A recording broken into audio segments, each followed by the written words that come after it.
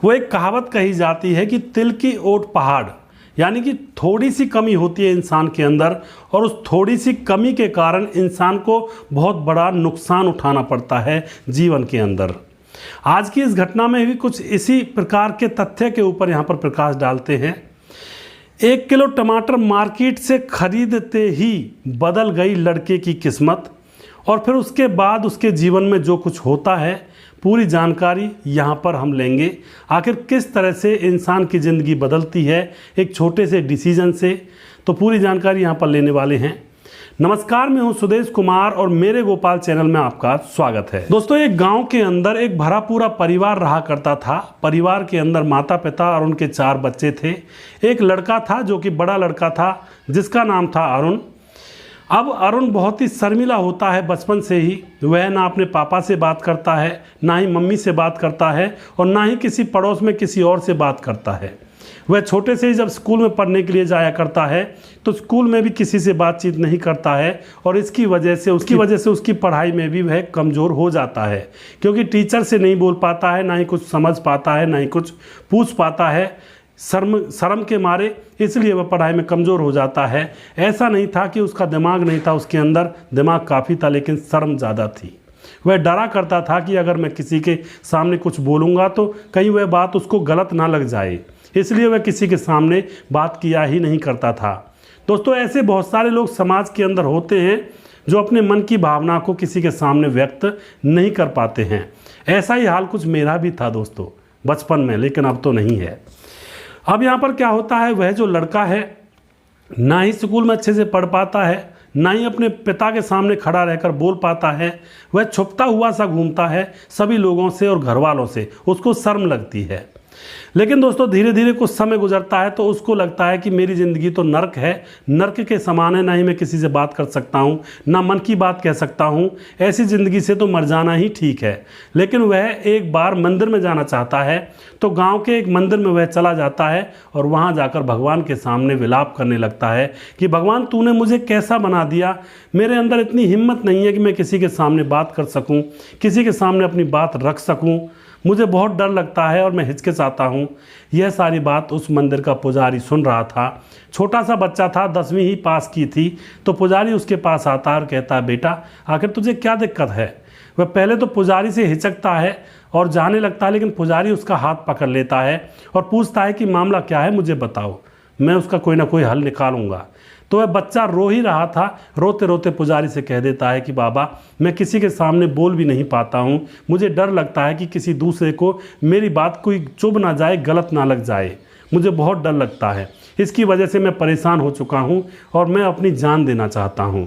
पुजारी कहता है, नहीं बच्चा, जान देना बहुत पाप का काम होता है। ज़िंदगी से हार कर जो लोग जान दे देते हैं उनको कहीं ठौर नहीं मिलती है। तुम्हें हिम्मत से काम लेना होगा और ज़िंदगी से लड़ना होगा। जो बेटा होता है, लड़का होता है, वह कहता, बाबा किस तरह से लड़ूं, मैं तो किसी से बात नहीं कर सकता, अपने पिता के सामने भी नहीं बोल सकता। तो पुजारी कहता है कि मैं तुम्हारी मदद कर सकता हूं अगर तुम मेरी बात मानो। तो लड़का कहता है कि हाँ बाबा, मैं आपकी बात मानूंगा, आप बताओ मुझे क्या करना है। तो पुजारी कहता है, तुम अपने पापा के पास जाओ और उनसे पैसे मांगो। लड़का यह बात सुनते ही एकदम से विकल हो उठता है। कहता है कि मैं अपने पिता के सामने खड़े होने की तो औकात नहीं है, पैसे तो मांगना बहुत दूर की बात है। लेकिन पुजारी कहता है कि तू अगर मेरी बात नहीं मानेगा तो मैं तेरी मदद नहीं कर पाऊंगा, इसलिए तू जा और अपने पिता से पैसे मांग। तो वह लड़का मजबूरी में हाँ कर देता है और अपने घर पहुंच जाता है और जाकर के पिता के पास खड़ा हो जाता है। उसका पिता अखबार पढ़ रहा था, चेयर पर बैठा हुआ था। अब उसका पिता उसकी तरफ देखता है कि उसका बेटा अरुण, जो कि कभी उसके सामने भी नहीं बात करता है, वह टकटकी लगाकर अपने पिता की तरफ देख रहा है। पिता और माँ बाप अपने बच्चों की बिना कही बातों को भी दोस्तों समझ जाया करते हैं, क्योंकि दिल का रिश्ता होता है।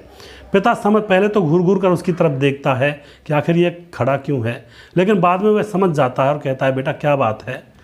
तो एकदम से वह लड़का बोल देता है कि पापा मुझे पैसे चाहिए, मुझे कुछ काम करना है।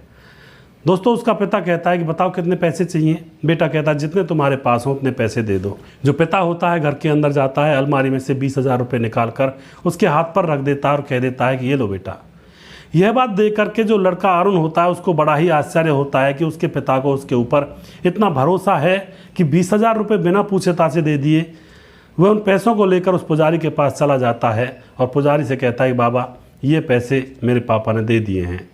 अब दूसरे क्षण पुजारी कहता है कि अब इन पैसों को तुम वापस अपने पिता को लौटा दो। लेकिन अरुण कहता है कि नहीं बाबा, मैं इन पैसों को नहीं लौटा सकता। क्यों नहीं? क्योंकि मैंने अपने पिता से कहा है कि मैं कुछ काम करूँगा, मुझे पैसे चाहिए, अब मैं इनको वापस लौटाऊंगा तो बापूजी लड़ेंगे। लेकिन पुजारी कहता नहीं, तुम्हें ये पैसे वापस लौटाने ही होंगे। अब वह बच्चा वापस जाता है और कांपते हुए स्वर में बोलता है कि बाबूजी, मुझे अभी ये पैसे नहीं चाहिए, मुझे काम बाद में स्टार्ट करना है, अभी मैं काम स्टार्ट नहीं कर रहा हूँ। तो उसका पिता पैसे लेता है और कहता है कि शाबाश बेटा, इसका मतलब तू काम पहले तब करेगा जब काम को पहले जांच परख लेगा। दोस्तों, यह बात तो उस लड़के ने सोची भी नहीं थी कि उसका पिता इस बात को सोचेगा। अब वह वापस चला जाता है। पिता बहुत खुश होता है कि मेरा बेटा कुछ भी करेगा तो सोच समझ कर करेगा, बिना सोचे समझे किसी भी व्यापार में अपने पैसे नहीं फंसाएगा। उसके बाद दोस्तों कुछ समय गुजरता है। अब जो लड़का है वह फिर से उस पुजारी के पास जाता है। पुजारी को बताता है कि मेरे पिता ने ऐसे कहा था कि ठीक है, बिना सोचे समझे कोई काम नहीं करेगा, ये बहुत अच्छी बात है। अब पुजारी कहता है कि चलो बैठो, बाज़ार चलते हैं। अपनी स्कूटी पर बिठाकर उसको बाज़ार ले जाता है, सब्जी मंडी में, और वहाँ जाकर टमाटर का भाव करता है। टमाटर 20 रुपये किलो वह बोल रहे थे जो दुकानदार थे। अब पुजारी उस लड़के अरुण से कहता है कि तुम्हें यह टमाटर 15 रुपये किलो में खरीदने हैं। लेकिन अरुण कहता है नहीं बाबा, मैं कैसे खरीद सकता हूँ, ये लोग तो 20 रुपये किलो दे रहे हैं, टमाटर में 15 रुपये किलो कैसे ले सकता हूँ। पुजारी कहता है इनसे पूछो और भाव मोल करो इनसे। तो लड़का जाता है, पहले दुकानदार से जब पूछता है कितने रुपए किलो दोगे, तो वह कहता है कि मैं 20 रुपये किलो टमाटर दूंगा। लड़का कहता है मुझे 15 रुपये किलो में चाहिए। दुकानदार कहता है नहीं, 17 रुपये किलो में दे सकता हूँ, इससे कम नहीं दे सकता। उसके बाद लड़का वापस आता है पुजारी के पास, कहता है कि वो दुकानदार नहीं दे रहा है मुझे 15 रुपये किलो टमाटर।